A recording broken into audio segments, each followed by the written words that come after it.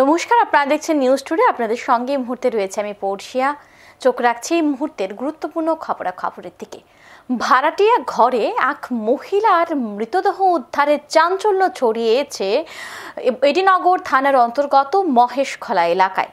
জানা গেছে যে যোগেন্দ্রনগর বটটিলা এলাকার কল্পনা দেবনাথ নিজের সন্তানদের ফেলে তিনি শঙ্কর সূত্রধর নামে এক ব্যক্তির সাথে পরকীয়ায় লিপ্ত হয়েছেন এবং বলা চলেছে তার মৃতদেহ নিচে রয়েছে এবং অভিযুক্ত শঙ্কর সূত্রধর খাটের বিছানায় বসে আছে। এই বিষয়ে, এই হত্যাকাণ্ডের বিষয়ে আমরা বিস্তারিত জানবো আমাদের বিশালগড়ের প্রতিনিধি জীবন সাহার কাছ থেকে।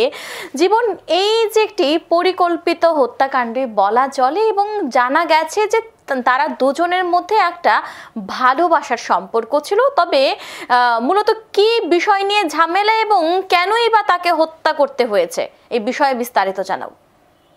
অ্যাকচুয়ালি মূলত যে মর্মান্তিক ঘটনাটা হয়েছে তার মূলত লক্ষ্য ঘটনা হচ্ছে একটা পরক্রিয়া নিয়ে এই খুনের ঘটনা হয়েছে। দেখো, যে মহিলার কথা আমরা বলছিলাম, সে দীর্ঘদিন যাবৎ স্বামী পরিত্যক্ত মহিলা। এই যে খুন করেছে শঙ্কর সূত্রধর অভিযুক্ত, তার সাথে দীর্ঘ 4 থেকে 5 মাস যাবৎ নিজের বাড়ি ছেড়ে ওর সাথে প্রত্যেকদিন রাত্রি যাপন করেন এবং যিনি অভিযুক্ত যে মহিলা মারা গিয়েছেন ওনার একজন মেয়েও আছে এবং পরিবারের লোকজন জানতো সে নাকি কোনো এক ডিউটি পালন করতো রাতের বেলায়। কিন্তু বিগত অনেক মাস যাবতই এটা চলছিল।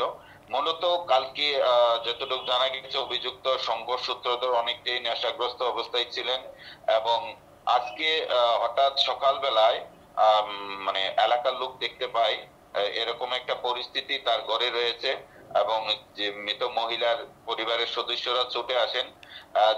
তাদের যে দীর্ঘদিনে একটা অবৈধ সম্পর্ক ছিল এবং শঙ্কর সূত্রধর তারও স্ত্রী রয়েছে এই এলাকাতে এবং তার একটা শিশু কন্যা রয়েছে, কিন্তু তথাপি সে মহিলার সাথে একটা ভালোবাসার সম্পর্ক জড়িয়ে পড়ে। মূলত কালকে তাদের একটা কোনো কিছু চাওয়া পাওয়া নিয়ে দুজনের মধ্যে অনেকটাই বচসা হয় এবং যার ফলে কালকে রাতের বেলায় অনেকের ধারণা এবং পুলিশ প্রাথমিকভাবে যেটা জানতে পেরেছে, ঘরের মধ্যে মহিলাকে গলায় দড়ি দিয়ে শ্বাসরুদ্ধ করে মেরে ফেলেছে এবং মারার পর অভিযুক্ত শঙ্কর সূত্রধর এক প্রকার হতভম্ব হয়ে পড়ে এবং সে সেখান থেকে পালানোর কোন রকম ব্যবস্থা গ্রহণ করেনি এবং এমন ভাবে বসে আছে যে মূলত সে কোনটা করেনি।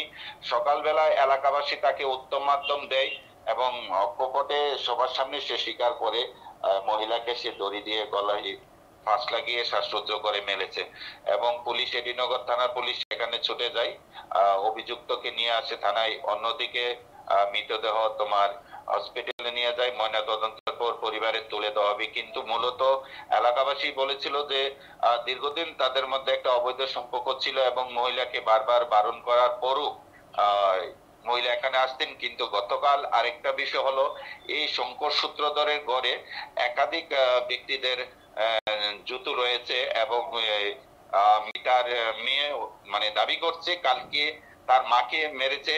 শুধু একা শঙ্কর সূত্রধরের পক্ষে সম্ভব নয়, আরো অনেকে মিলে হয়তো তাকে মেরেছে। মূলত এই যে বিষয়টা, যে শঙ্কর সূত্রধরের কি বক্তব্য রয়েছে এবং কেনই বা এই যে ওনার যার সাথে ভালোবাসার সম্পর্ক ছিল তাকে কেনই বা হত্যা করতে সে সক্ষম হয়েছে? দেখো পড়শি, এখানে মূলত প্রথমত যে এলাকাবাসীর উত্তম মাধ্যম, দ্বিতীয়ত অনেকের চাপে সে কোনো মুখে কিছু বলছে না। তাকে ঘর থেকে বের করে এনে বারান্দার মধ্যে তাকে দড়ি দিয়ে বেঁধে অনেকটাই মারধর করা হয়েছিল এবং পুলিশ এসে এলাকাবাসীর কাছ থেকে তাকে উদ্ধার করে নিয়েছে। কিন্তু সে সবার সামনে এখনো এই বিষয়ে কিছু বলছে না, ভয়ে একদম চুপ রয়েছে।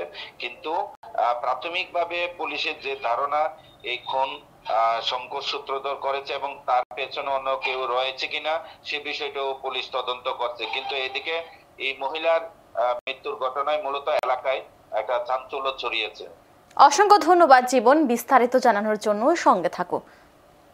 আমরা এই বিষয়ে বিস্তারিত জানার চেষ্টা করেছি এবং যতদূর জানা গেছে যে যাকে হত্যা করা হয়েছে তার মেয়ের অভিযোগ ক্রমে বলাই হচ্ছে যে শঙ্কর সূত্রধর একা এই খুন কাণ্ডের সঙ্গে জড়িত না এবং তার সঙ্গে আরো কয়েকজন জড়িত থাকতে পারে। তবে পুরো ঘটনাটাই একেবারে পুলিশি তদন্তের পরে কিন্তু আসল রহস্য বেরিয়ে আসবে এবং যখন এলাকাবাসীরা যখন শঙ্কর সূত্রধরকে যখন উত্তম মধ্যম দিয়েছে এবং সেই বিষয়ে সে স্বীকার করেছে যে হত্যাকাণ্ডের ঘটনাটি এবং কেন সেই হত্যাকাণ্ড সংঘটিত করেছে এই বিষয়ে কিন্তু অভিযুক্ত শঙ্কর সূত্রধর কোনো মুখ খুলেননি। আমরা বিস্তারিত কি বক্তব্য রয়েছে আরো দেখে নেব একবার।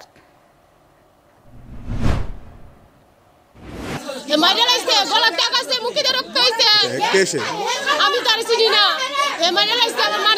মা এই জায়গাতে কিভাবে আমি বাড়িটাও কইতাম পারি না। আমার মা কেমনে আইসা আসবে চুরা, কিন্তু আমার মা বিদ্যাসাগর বাড়া থাকতো আমি জানি, কিন্তু ইহানো মামা কেমনে আইসা আমি কইতে পারি না। ওনার মেয়ের অভিযোগ ওনাকে নাকি হত্যা করা হয়েছে, তেমন তো অভিযোগ আমাদের কাছে করছে, এই কারণে আমরা তারে নিয়ে গেছি জিজ্ঞাসাবাদ করার জন্য। আমরা জিজ্ঞাসাবাদ করবো আর পোস্টমর্টম করা হবে। পোস্টমর্টমের ফলে তার মৃত্যুর আসল কারণ উদ্ঘাটন করা হবে। আর আমাদের এফএসএল টিমও এসছে, তার যেগুলি আছে এগুলি এখন প্রিজার্ভ করে আমরা এফএসএলে পাঠাবো। ওনার নামটা, মৃত ব্যক্তির নামটা? মৃত ব্যক্তির নাম শ্রীমতী কল্পনা দেবনাথ। এখন দেখার বিষয় পুলিশি তদন্তে কি রহস্য বেরিয়ে আসে। এখন সময় বিরতির, সঙ্গে থাকুন।